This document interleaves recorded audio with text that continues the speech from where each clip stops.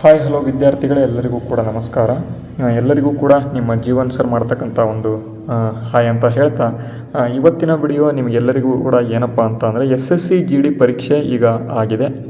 SSC key ಆನ್ಸರ್ಸ್ಗಳನ್ನು ಕೂಡ ಏನಪ್ಪ ಮಾಡಿದ್ದಾರೆ ಅಂತಂದರೆ ಬಿಡುಗಡೆ ಮಾಡಿದ್ದಾರೆ. ವಿದ್ಯಾರ್ಥಿಗಳಿಗೆ ನಿನ್ನೆ ನಾನು ಕಮೆಂಟ್ ಮಾಡೋದಕ್ಕೆ ಹೇಳಿದ್ದೆ. ವಿದ್ಯಾರ್ಥಿಗಳು ತುಂಬ ಜನ ಏನಪ್ಪ ಮಾಡಿದ್ದಾರೆ ಅಂತಂದರೆ SSC GD ಪರೀಕ್ಷೆಯಲ್ಲಿ ಅವರು ತೆಗೆದಿರ್ತಕ್ಕಂಥ ಒಂದು ಅಂಕಗಳನ್ನು ಏನಪ್ಪ ಮಾಡಿದ್ದಾರೆ ಅಂತಂದರೆ ಕಮೆಂಟನ್ನು ಮಾಡಿದ್ದಾರೆ. ತುಂಬ ಜನ ವಿದ್ಯಾರ್ಥಿಗಳು 90ರಿಂದ 100 ಅಂಕಗಳ ಒಳಗಡೆ ಇದ್ದು ತುಂಬ ವಿದ್ಯಾರ್ಥಿಗಳು ಏನಪ್ಪ ಮಾಡ್ತಿದ್ದಾರೆ ಅಂತಂದರೆ, ಸರ್ ನಂದು ಆಗತ್ತಾ ಅಥವಾ ಇಲ್ವಾ, ಈ ರೀತಿಯಾಗಿ ಕ್ವಶನ್ಸನ್ನು ಕೇಳ್ತಿದ್ದಾರೆ.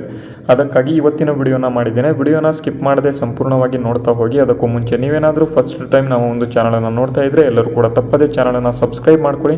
ಯಾಕೆ ಅಂತಂದರೆ ನಿಮಗೆ SSC GD ಆಗಿರ್ಬೋದು ಮತ್ತು ಸೆಂಟ್ರಲ್ ಗೌರ್ಮೆಂಟಿಂದ ಆಗ್ತಕ್ಕಂಥ ಬೇರೆ ಬೇರೆ ಹುದ್ದೆಗಳ ಒಂದು ಮಾಹಿತಿ ಆಗಿರ್ಬೋದು ಮತ್ತು ಇಲ್ಲಿ ಪರೀಕ್ಷೆಗಳಿಗೆ ತಯಾರಿಗಳನ್ನಾಗಿರ್ಬೋದು ಎಲ್ಲವನ್ನು ಕೂಡ ನಮ್ಮ ಒಂದು ಚಾನಲಲ್ಲಿ ನಿಮಗೆ ಕೊಡುವಂಥ ಒಂದು ಪ್ರಯತ್ನವನ್ನು ನಾವು ಮಾಡ್ತಾ ಹೋಗ್ತಾ ಇದ್ದೇವೆ. ಕಳೆದ 5 ವರ್ಷದಿಂದ ನಾವು ಈ ಒಂದು ಪ್ರಯತ್ನವನ್ನು ಮಾಡ್ತಿದ್ದೇವೆ. ಮುಂದೆಯೂ ಕೂಡ ಮಾಡ್ತಾ ಹೋಗ್ತೇವೆ. ನಿಮ್ಮ ಒಂದು ಸಪೋರ್ಟ್ ನಮಗೆ ತುಂಬ ಯೂಸ್ಫುಲ್ ಆಗಿದೆ. ಈಗ ಮೊದಲನೇದಾಗಿ ಇವತ್ತಿನ ಒಂದು ವಿಡಿಯೋಗೆ ಬರೋಣ. ನೋಡಿ, ಮೊದಲನೇದಾಗಿ 90+ ಸ್ಕೋರ್ ಮಾಡಿರ್ತಕ್ಕಂಥ ವಿದ್ಯಾರ್ಥಿಗಳು, ಈ ಒಂದು 90ಕ್ಕೂ ಅಧಿಕ ಸ್ಕೋರ್ ಮಾಡಿರ್ತಕ್ಕಂಥ ವಿದ್ಯಾರ್ಥಿಗಳು ಏನಪ್ಪ ಮಾಡ್ತಿದ್ದಾರೆ ಅಂತ ಅಂದರೆ 90 ಸ್ಕೋರ್ ಏನೋ ಮಾಡಿದ್ದಾರೆ. ಬಟ್ ಏನಪ್ಪ ಮಾಡಬೇಕು ಮುಂದೆ ಅವರಿಗೆ ಗೊತ್ತಿಲ್ಲ.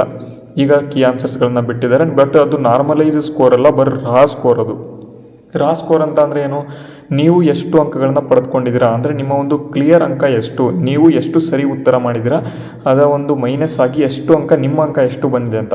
ನಿಮ್ಮ ಅಂಕ ಏನಾದರೂ 90+ ಬಂದಿತ್ತು ಅಂತಂದ್ರೂ ಕೂಡ ಮತ್ತು ಇಲ್ಲಿ ಸ್ವಲ್ಪ ನಿಮ್ಮ ಒಂದು ಅಂಕಗಳಿಗೆ ನಿಮ್ಮ ಒಂದು ಶಿಫ್ಟ್ ಸ್ವಲ್ಪ ಟಫ್ ಇತ್ತು ಅಂತ ಅಂದರೆ ನೀವು 100 ಅಂಕಕ್ಕಿಂತ ಜಾಸ್ತಿ ತಗೊಳ್ತೀರಾ. ನಾರ್ಮಲೈಸ್ ಆಯಿತು ಅಂತ ಅಂದರೆ ನಿಮ್ಮ ಒಂದು ಟಫ್ ಶಿಫ್ಟ್ ಇತ್ತು ಅಂತಂದರೆ ಜಾಸ್ತಿ ಆಗುತ್ತೆ. ಈಸಿ ಶಿಫ್ಟ್ ಇತ್ತು ಅಂತಂದರೆ ನೀವು 85ಕ್ಕೆ ಕೂಡ ಬರಬಹುದು. ಇದು ನಿಮಗೆ ಮೊದಲು ಗೊತ್ತಿರಬೇಕು. ನಾರ್ಮಲೈಸೇಷನ್ ಪ್ರೊಸೀಜರ್ ಏನಿದೆ ಅಂತ ನಾನು ಮುಂದಿನ ವಿಡಿಯೋದಲ್ಲಿ ಈಗ ಹೇಳ್ತೇನೆ. ಇವತ್ತಿನ ವಿಡಿಯೋದಲ್ಲಿ ನಿಮಗೆ ಕಟ್ ಆಫ್ ಸ್ಕೋರ್ ತುಂಬ ಇಂಪಾರ್ಟೆಂಟ್ ಆಗಿರ್ತದೆ ಮತ್ತು ಇಲ್ಲಿ SSC GDಗೆ ಸೇಫ್ ಸ್ಕೋರ್ ಎಂಬತಕ್ಕಂಥದ್ದು ತುಂಬ ಇಂಪಾರ್ಟೆಂಟ್ ಆಗಿರ್ತದೆ. SSC GD ಕಟ್ ಆಫ್ ಎಷ್ಟಿರಬೇಕು ಮತ್ತು ಇಲ್ಲಿ ಕಟ್ ಆಫ್ ಎಷ್ಟಿದೆ ನಾವು ಮುಂದೆ ಇರತಕ್ಕಂಥ ಫಿಸಿಕಲ್ಗೆ ನಾವು ನೋಡ್ಬೋದು ಎಂಬತಕ್ಕಂಥ ವಿದ್ಯಾರ್ಥಿಗಳು ಮೊದಲನೇದಾಗಿ ನೋಡ್ಕೊಳ್ಳಿ. SSC GD ನೀವು ಪರೀಕ್ಷೆಯನ್ನು ಪಾಸ್ ಆಗಬೇಕಪ್ಪ ಅಂತ ಅಂದರೆ ನೀವು ಟೋಟಲ್ ಆಗಿ 3 ಇಲ್ಲಿ ಏನಪ್ಪ ಅಂತಂದರೆ ಟೈರ್ಗಳು ಇರುತ್ತೆ. ಟೈರ್ 1 ಬಂದು ನಿಮಗೆ ಎಕ್ಸಾಮ್ ಇರ್ತದೆ.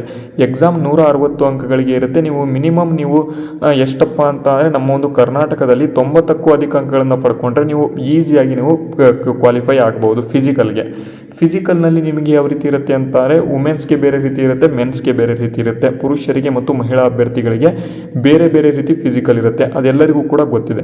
ಅದರ ಬಳಿಕ ನೆಕ್ಸ್ಟ್ ಇಲ್ಲಿ ಫಿಸಿಕಲ್ಗೆ ಬರೋದಾದರೆ ನಾವು ಈ ಒಂದು ಫಿಸಿಕಲ್ನಲ್ಲಿ ನೀವು ಏನು ಅಂಕಗಳನ್ನು ಪಡೆದುಕೊಂಡಿರ್ತೀರ ಅಂದರೆ ಪ್ರಿಲಿಮ್ಸ್ ಎಕ್ಸಾಮ್ನಲ್ಲಿ ಫಸ್ಟ್ ಟೈರ್ 1ನಲ್ಲಿ ಏನು ಅಂಕಗಳನ್ನು ಪಡೆದುಕೊಂಡಿರ್ತೀರ ಆ ಒಂದು ಅಂಕಗಳ ಆಧಾರದ ಮೇಲೆ ನಿಮಗೆ ಮೆರಿಟ್ ಲಿಸ್ಟನ್ನು ತೆಗೆದುಕೊಂಡು ಅವರು ಫಿಸಿಕಲನ್ನು ನಡೆಸ್ತಾರೆ. ಈ ಒಂದು ಫಿಸಿಕಲ್ಗೆ ಸೆಲೆಕ್ಟ್ ಆಗೋದಕ್ಕೆ ನಿಮಗೆ ಮಿನಿಮಮ್ 70 to 80 ಮಾರ್ಕ್ಸ್ ಇದ್ದರೆ ಕರ್ನಾಟಕದಲ್ಲಿ 70ರಿಂದ 80 ಅಂಕಗಳನ್ನು ಪಡ್ಕೊಂಡ್ರೆ ಆಲ್ಮೋಸ್ಟ್ ಸೆಲೆಕ್ಟ್ ಆಗ್ತೀರಾ. ಬಟ್ ನೀವು ಫೈನಲ್ ಸೆಲೆಕ್ಷನ್ ಲಿಸ್ಟಲ್ಲಿ ಹೆಸರಿರಬೇಕಪ್ಪ ಅಂತಂದರೆ ಮಿನಿಮಮ್ 90+ ಸ್ಕೋರ್ ಬೇಕು ಕರ್ನಾಟಕದಲ್ಲಿ. ಓಕೆನಾ, 80+ ಇದ್ರೂ ಕೂಡ ಆಗಿದೆ. ಬಟ್ ಕೆಟಗರಿಯವರಿಗೆ ಆಗುತ್ತೆ. ST SC ಈ ರೀತಿಯಾಗಿ ಕೆಟಗರಿ ಇತ್ತು ಅಂತಂದರೆ ಆಗುತ್ತೆ.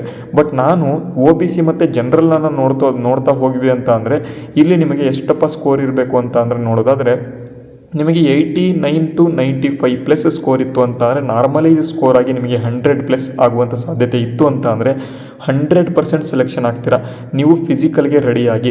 SSC GD ರಿಸಲ್ಟ್ ಹಾಗಾದರೆ ಯಾವಾಗ ಬರುತ್ತೆ ಅಂತ ಕೇಳ್ತೀರಾ. ನೋಡಿ ವಿದ್ಯಾರ್ಥಿಗಳು, SSC ರಿಸಲ್ಟ್ಗಾಗಿ ನೀವು ವೆಯ್ಟ್ ಮಾಡಬೇಡಿ. ಕರ್ನಾಟಕದಲ್ಲೂ ಕೂಡ ಪೊಲೀಸ್ ಕಾನ್ಸ್ಟೇಬಲ್ ನೇಮಕಾತಿಗಳು ಶುರುವಾಗಿದ್ದಾವೆ. ಈ ಒಂದು ನೇಮಕಾತಿಗಳನ್ನು ಕೂಡ ನೀವು ಏನಪ್ಪ ಮಾಡಬೇಕು ಅಂತಂದರೆ ಯೂಸನ್ನು ಮಾಡಿಕೊಂಡು ನೀವು ಏನಪ್ಪ ಮಾಡಿ ಅಂತಂದರೆ ಪ್ರಿಪ್ರೇಷನನ್ನು ನಡೆಸಿ. SSC GDನೇ ಆಗಬೇಕು ಅಂತ ಅಲ್ಲ, ನಿಮಗೆ ಕರ್ನಾಟಕದ ಇರತಕ್ಕಂಥ ಪೊಲೀಸ್ ಕಾನ್ಸ್ಟೇಬಲ್ ಹುದ್ದೆಗಳು ಆದರೂ ಕೂಡ ಒಳ್ಳೆಯದೇ.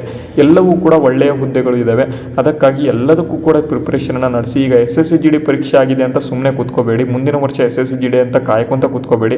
ಮತ್ತು ಕೆಲವು ವಿದ್ಯಾರ್ಥಿಗಳಿಗೆ 23 ವಯಸ್ಸಾಗಿದೆ, 24 ವಯಸ್ಸಾಗಿದೆ, ನನ್ನ ಒಂದು ವಯಸ್ಸು ಆಲ್ರೆಡಿ ಮುಗಿದಿದೆ, ನಾನು ಇನ್ನೇನು ಜಾಬ್ ಮಾಡೋದಕ್ಕೆ ಆಗಲ್ವಲ್ಲ ಅಂತ ಎಂಬತಕ್ಕಂಥ ವಿದ್ಯಾರ್ಥಿಗಳು ನಮ್ಮ ಒಂದು ಕರ್ನಾಟಕದ ಕಡೆ ತಿರುಗಿ. ಕರ್ನಾಟಕದಲ್ಲಿ 24ರಿಂದ 32 ವರ್ಷದಲ್ಲಿ ಇರ್ತಕ್ಕಂಥ ವಿದ್ಯಾರ್ಥಿಗಳು ಯಾರಿದ್ದೀರಾ ಎಲ್ಲರೂ ಕೂಡ ಅಪ್ಲಿಕೇಶನನ್ನು ಹಾಕಬಹುದು ಪೊಲೀಸ್ ಕಾನ್ಸ್ಟೇಬಲ್ ಹುದ್ದೆಗಳಿಗೆ. ಓಕೆನಾ, ಈ PUCಯನ್ನು ಮುಗಿದಂಥ ಎಲ್ಲ ವಿದ್ಯಾರ್ಥಿಗಳು ಇಲ್ಲೂ ಕೂಡ ಅಪ್ಲಿಕೇಶನನ್ನು ಹಾಕಬಹುದು. ಇದು ಕೂಡ ನೀವೇನು ಮಾಡಿ ಅಂತಂದರೆ ಯೂಸನ್ನು ಮಾಡ್ಕೊಳ್ಳಿ. ಓಕೆನಾ, ಇದು ಮೇಯ್ನ್ ಆಗಿ ಇರತಕ್ಕಂಥ ಒಂದು ಮಾಹಿತಿ. ಇವತ್ತಿನ ಮಾಹಿತಿ ನಿಮಗೇನಾದರೂ ಉತ್ತಮವಾಗಿ ಅರ್ಥ ಆಗಿದ್ದರೆ ವಿಡಿಯೋಗೆ ಲೈಕ್ ಮಾಡಿ. ನಮ್ಮ ಟೆಲಿಗ್ರಾಮನ್ನು ಯಾರು ಜಾಯ್ನ್ ಆಗಿದೆ ಎಲ್ಲರೂ ಕೂಡ ಜಾಯ್ನ್ ಆಗಿ. ಅಲ್ಲಿ ನಿಮಗೆ ಏನಪ್ಪ ಸಿಗುತ್ತೆ ಅಂತಂದರೆ SSC GDಗೆ ಸಂಬಂಧಪಟ್ಟಂತೆ ಆಗಿರ್ಬೋದು, ಬೇರೆ ಬೇರೆ ಹುದ್ದೆಗಳಿಗೆ ಸಂಬಂಧಪಟ್ಟಂತೆ ಆಗಿರ್ಬೋದು, ನೋಟ್ಸ್ ಆಗಿರ್ಬೋದು, ಮತ್ತು ಇಲ್ಲಿ ಪ್ರೀವಿಯಸ್ ಇಯರ್ ಪೇಪರ್ಸ್ಗಳಾಗಿರ್ಬೋದು ಎಲ್ಲವೂ ಕೂಡ ನಾವು ಫ್ರೀಯಾಗಿ ನಿಮಗೆ ಕೊಡುವಂಥ ಪ್ರಯತ್ನವನ್ನು ನಾವು ಮಾಡ್ತಾ ಹೋಗ್ತಾ ಇದ್ದೇವೆ. ಟೆಲಿಗ್ರಾಮನ್ನು ಲಿಂಕನ್ನು ಡಿಸ್ಕ್ರಿಪ್ಷನಲ್ಲಿ ಕೊಟ್ಟಿದ್ದೇನೆ, ಒಂದ್ಸರಿ ಜಾಯಿನ್ ಆಗಿ ನೀವು ಒಂದ್ಸಲಿ ನೋಡ್ಬೋದು. ಓಕೆನಾ, ಇವತ್ತಿನ ವಿಡಿಯೋನ ಮುಗಿಸ್ತೇನೆ. ಜೈ ಹಿಂದ್, ವಂದೇ ಮಾತರಂ.